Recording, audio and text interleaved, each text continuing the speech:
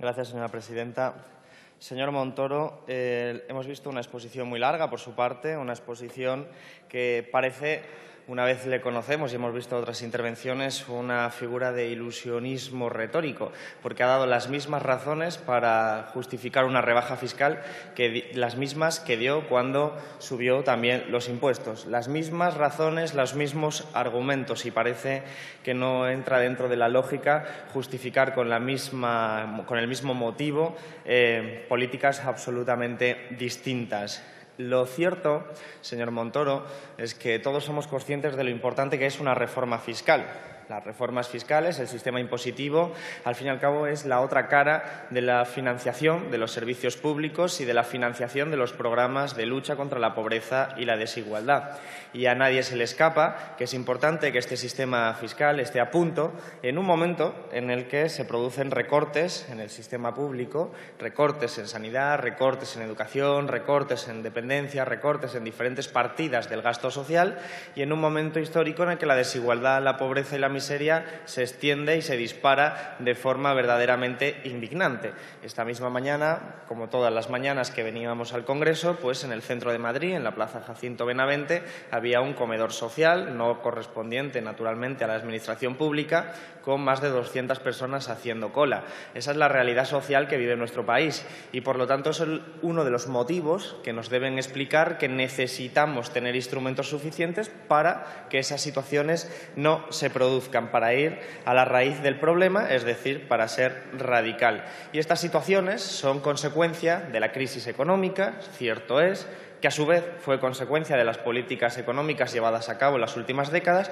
pero es que esa situación también es consecuencia de la gestión neoliberal de la crisis, es decir, de cómo las políticas económicas se han ido aplicando, sin embargo, sin tener en cuenta o ignorando las consecuencias que iban a tener sobre la situación y la vida cotidiana de una mayoría social.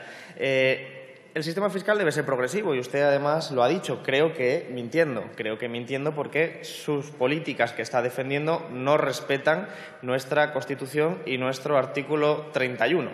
El artículo 31 de la Constitución, que la tengo aquí, dice: todos contribuirán al sostenimiento de los gastos públicos de acuerdo con su capacidad económica mediante un sistema tributario justo, inspirado en los principios de igualdad y progresividad que en ningún caso tendrán alcance confiscatorio.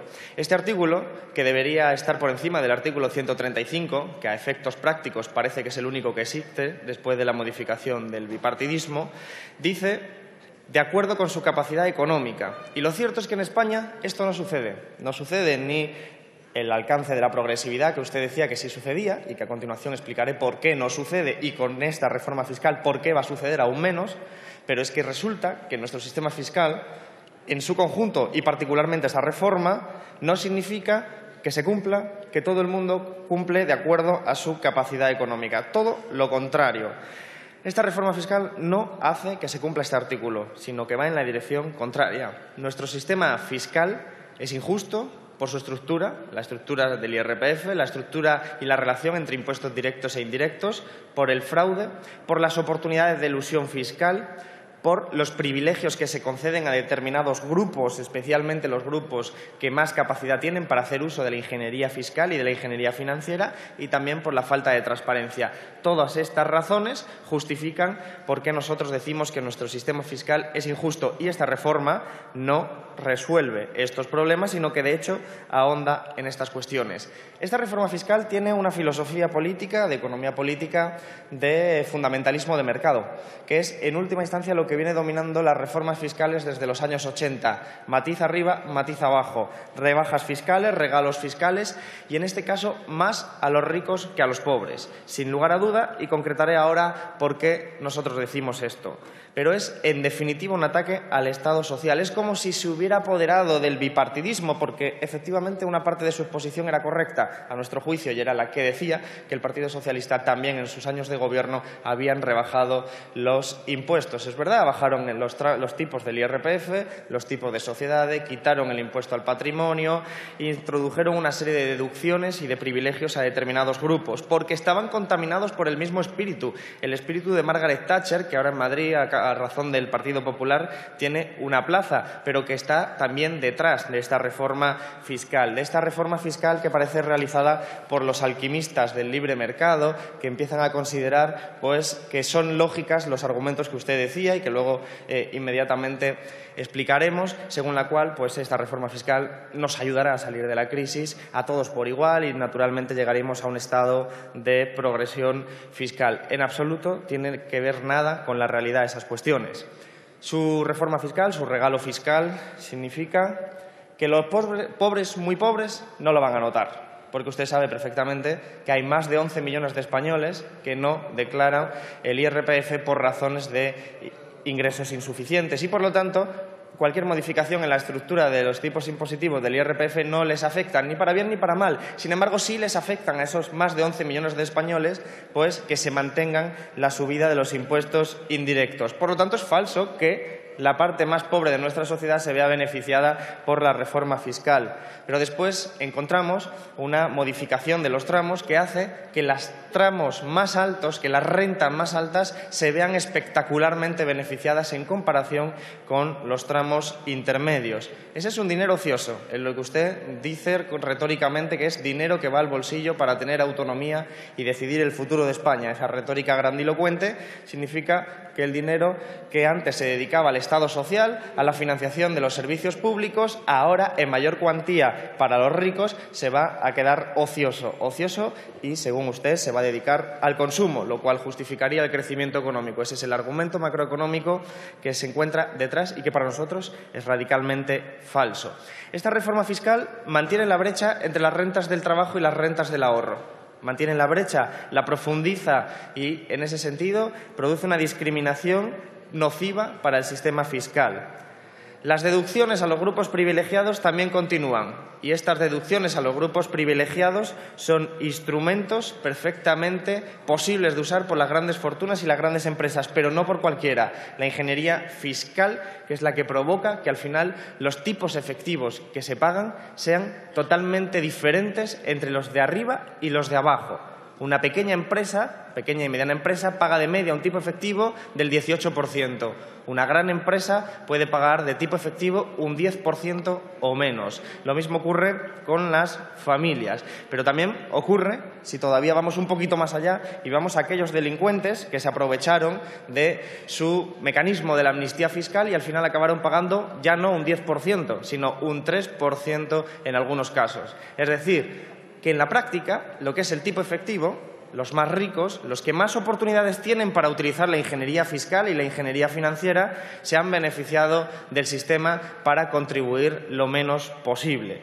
Y en ese sentido, nosotros, nuestro país, que tiene una economía sumergida del 25%, que alcanza como mínimo el 30% en el caso del IVA, que los técnicos de Hacienda declaran que hay una estimación de hasta el 75% de esa responsabilidad en el fraude fiscal corresponde a las grandes empresas y a las grandes fortunas, esta reforma fiscal no hace nada al respecto de eso, absolutamente nada, absolutamente nada. Y yo le pregunto, señor Montoro, ¿quiénes son los que utilizan la ingeniería fiscal para, por ejemplo, utilizar los precios de transferencia? ¿Quiénes son de nuestra sociedad los que utilizan la SICAF?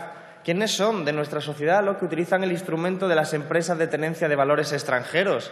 Que ya pedimos en este Congreso que se quitara porque era instaurar un paraíso fiscal dentro de nuestra economía nacional. Está claro que no es la mayoría social. Está claro que es una minoría social con capacidad financiera suficiente para contratar expertos que diseñen y planifiquen planes de ingeniería fiscal e ingeniería financiera para pagar los menos impuestos posibles, que es lo que produce lo que decía anteriormente, que un rico puede pagar un 10% gestionando una empresa o menos, mientras que las pequeñas y medianas empresas a las que ustedes siempre recurren en su retórica grandilocuente, resulta que tienen que acabar pagando un 18% y el ciudadano medio un 22% de tipo efectivo medio. ¿Por qué? ¿Qué ha hecho el Gobierno para impedir las empresas de tenencia de valores extranjeros? ¿O para regular de otra forma la SICAF? ¿O para impedir la ingeniería relacionada con los precios de transferencia? Absolutamente nada. Absolutamente nada.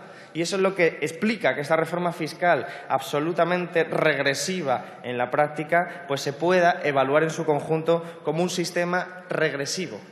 Ya no solo por las cuestiones de la reforma fiscal en concreto que tenemos encima de la mesa, sino por todos los elementos que esta reforma fiscal no resuelve. Y usted sabe, señor Montoro, que cuando usted subió el impuesto del IRPF, nosotros dijimos que incrementaba la progresividad. Nosotros no jugamos al y tú más, como se suele jugar en este Congreso. Nosotros reconocimos esa parte parcial del IRPF. Dijimos, esto incrementaba la progresividad. Lo dijimos porque corresponde a la certeza y, por lo tanto, estamos en condiciones de tener la misma coherencia para decir que esta reforma fiscal es una reforma que ahonda en la desigualdad y en la destrucción del Estado social. En el conjunto, porque no se resuelven lo que quiere decir los agujeros fiscales, no se resuelve el fraude, no se ataca esos elementos que conjuntamente al IRPF, al IVA, al impuesto de sociedades y a todos los impuestos en su conjunto hacen que esto sea regresivo. Porque los impuestos indirectos se mantienen o suben. En estos últimos años está clara la tendencia. Y, sin embargo, si bajamos los impuestos directos, lo que hacemos es que bajemos aquellos impuestos que son más justos, que son más redistributivos, que son los directos, y mantengamos aquellos que son injustos, los que permiten al hijo de un millonario o al millonario comprar un producto y pagar lo mismo que un pobre y el hijo del pobre con un producto de primera necesidad. Pero podemos hablar también de macroeconomía. Una vez hemos visto que esta reforma fiscal lo que hace es incrementar la regresividad del IRPF y mantener la regresividad en su conjunto por no atacar otros espacios, podemos ver si sus argumentos son correctos, si sus argumentos de que bajar impuestos, que dice usted que estaba deseándolo desde el principio, son correctos. Sabemos perfectamente que detrás de esos argumentos está la teoría neoclásica, que es la misma teoría económica que había venido diciendo cómo se debía guiar la política económica en nuestro país y en el conjunto de Europa en las últimas décadas. Las mismas conclusiones, las mismas políticas que condujeron a la crisis económica y al estallido de la burbuja inmobiliaria. Pero ha dicho usted, señor Montoro, que la bajada de impuestos va a permitir incrementar el consumo. Pues lo cierto es que no lo creo. Nuestro grupo no lo cree porque no hay fundamento para pensarlo. Primero porque, como decíamos, a los más pobres, como no pagan el IRPF, no lo van a notar. Por lo tanto, siguen atrapados en el mismo espacio.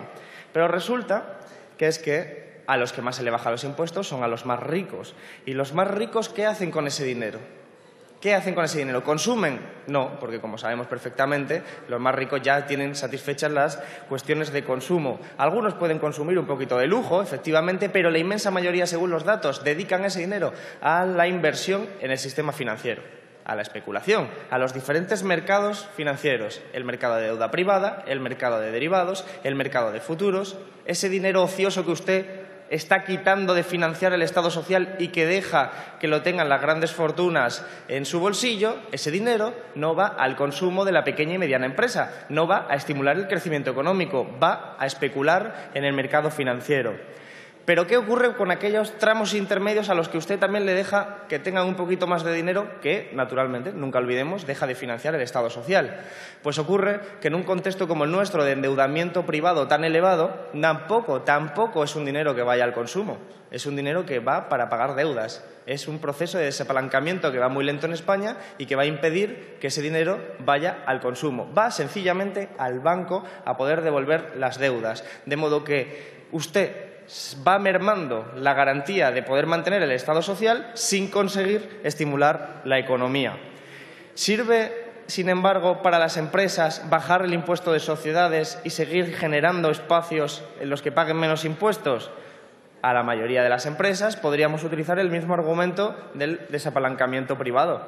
Las mismas empresas que tienen deudas y que no van a dedicarlo para la inversión, que lo van a dedicar para devolver deudas, dinero que va de nuevo al mercado financiero por ese espacio y no va a la inversión y, por lo tanto, no va a lo más importante que debería tener en cuenta este Gobierno, que es la creación de empleo.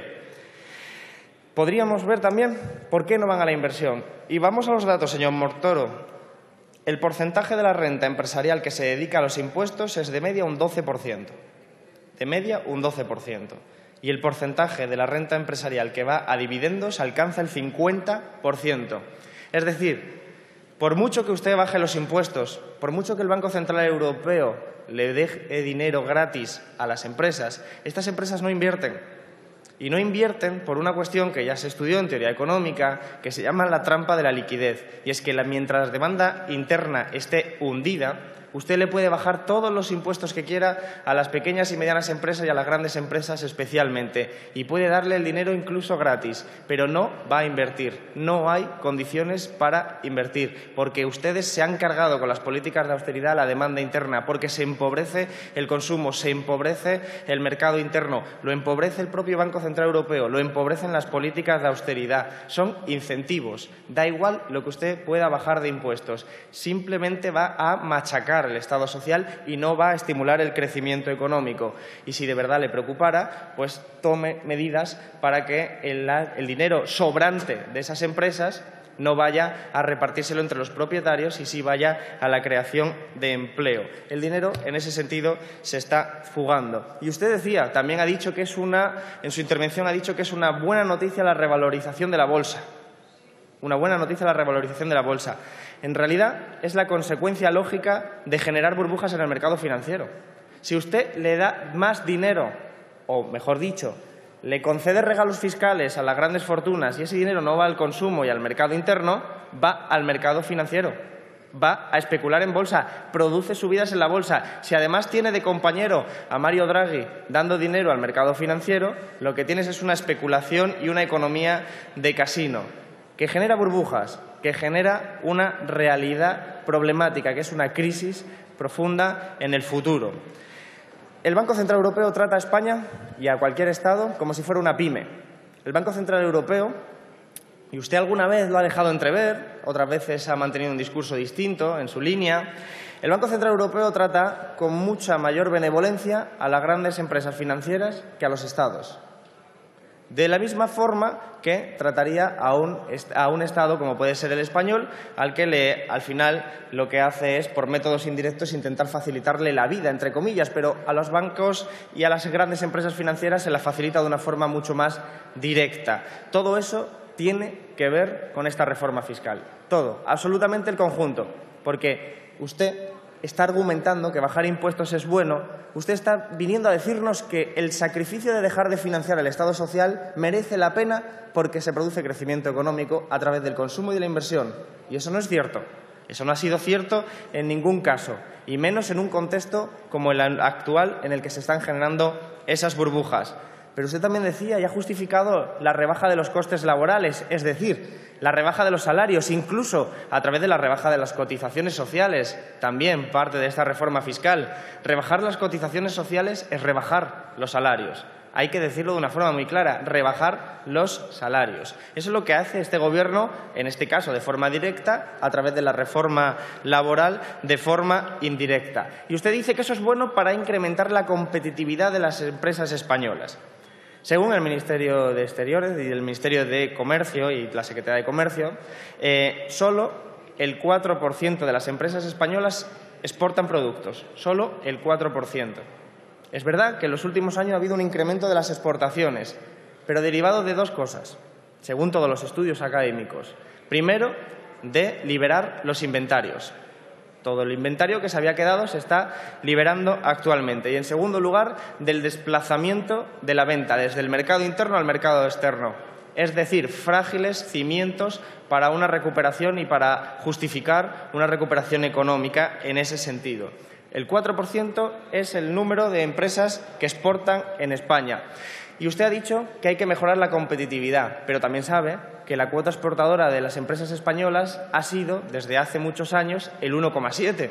En torno al 1,7 se ha mantenido la cuota exportadora. Y mientras países como Alemania, Francia o Italia veían bajar esa cuota con el crecimiento de China, nuestras empresas españolas se habían mantenido bastante bien. Por lo tanto, el problema de la competitividad no existe, no es tal como usted lo presenta. Y, desde luego, no son los salarios los responsables. Y si usted baja los salarios, lo único que produce es un incremento de los beneficios empresariales. Y si usted diseña reformas fiscales encaminadas a no gravar esos beneficios fiscales y esos beneficios económicos de las grandes empresas, entonces tenemos un problema que se ahonda también desde el punto de vista de la macroeconomía. En definitiva, tenemos que el Partido Popular, con esta reforma que nos presenta, está mermando de forma clara el Estado social. Está mermando de forma clara los servicios públicos. disminuyendo las posibilidades que tiene el Estado para atender fenómenos sociales de absoluta gravedad como la falta de empleo, la falta de vivienda, la falta de acceso a la alimentación. Derechos básicos consagrados teóricamente por cualquier constitución social y que no están siendo resueltos ni solucionados por este Gobierno. Esa reforma fiscal está agravando las posibilidades de resolver esos problemas, porque está disminuyendo las fuentes de financiación, pero además está profundizando la desigualdad, porque está permitiendo que los ricos financien mucho menos de lo que lo financiaban anteriormente. Y, desde luego, no tengo ninguna duda de que las grandes fortunas y las grandes empresas están aplaudiendo esta reforma fiscal. También no tengo ninguna duda que quisieran mucho más, pero desde luego les parece que va en el buen camino. Pero hay otra parte de la sociedad, precisamente mayoritaria, que es lo que hemos descrito nosotros, que esta reforma fiscal o no la siente o absolutamente le viene muy mal, porque ese dinero que ha dejado de pagar al fisco es un dinero que va a tener que contribuir muy por encima de esa cantidad para pagar servicios sociales y servicios públicos que van a tener que ser, porque aquí es la consecuencia, pues recortados y cuya calidad al acceso también va a ser mermada. Y eso todo, ¿por qué? Porque hay una teoría económica que es la teoría económica neoclásica, que es ese fundamentalismo de mercado, ese espíritu de Margaret Thatcher, que dice que hay que tener fe en que las reformas fiscales que bajan impuestos son positivas. Son positivas para las grandes empresas y las grandes fortunas, pero no para la mayoría social. Esa fe lo único que nos va a producir es ir hacia un precipicio, porque es la misma fe que nos llevó a esta crisis económica. Es la misma fe que le llevó a usted, como ministro de Hacienda, a decir que no había burbuja inmobiliaria y a decir que había que endeudarse para adquirir una vivienda cuando estaba en el otro Gobierno. Es la misma fe, es el mismo espíritu el que está escribiendo esta reforma fiscal. Por lo tanto, tenemos un grave problema político y, sobre todo, un grave problema social. Por esa razón, nosotros, nuestro grupo, manteniendo siempre la coherencia y diciéndole lo que usted ha hecho bien, parcialmente a nuestro juicio, cuando incrementaba la progresividad del impuesto del IRPF, le dice que este cambio de rumbo es absolutamente un error económico y un error político y social en este momento histórico en el que la gente, desde luego, está necesitando que el Estado ayude a resolver sus problemas. Esto no lo hace la reforma fiscal, esto es lo que justifica nuestras enmiendas a la totalidad. Muchísimas gracias. Gracias, señor Garzón. Y entonces, si salimos de esta crisis económica, como estamos empezando a salir de esta crisis económica, ¿qué va a decir la izquierda populista? ¿Qué va a decir? ¿Qué va a decir la izquierda populista? Que será el mercado, que será el mercado, que serán las políticas económicas de la derecha que regala solo a unos pocos, hace regalos fiscales. ¿Qué va a decir si se crea empleo, señor Garzón? Mire que si se crea empleo en España, ¿qué va a decir usted?